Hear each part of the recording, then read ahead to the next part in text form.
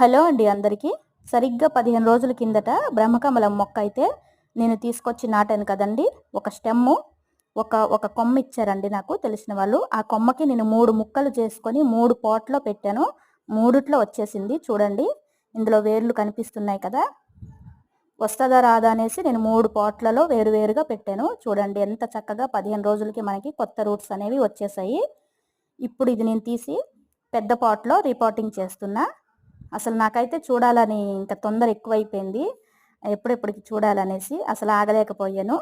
ఇంకా కొత్త రూట్స్ కనిపించేసరికి అంటే మళ్ళీ అలాగే వదిలేయడం ఎందుకు, పెద్ద పాట్‌లో పెడితే తొందరగా పెరిగిపోద్ది కదా అనేసి కంగారుకి నేను తీసేశాను. కానీ ఒకే కొమ్మకి నేను 3 ముక్కలు చేసి పెట్టినందుకు 3 వచ్చేసాయండి.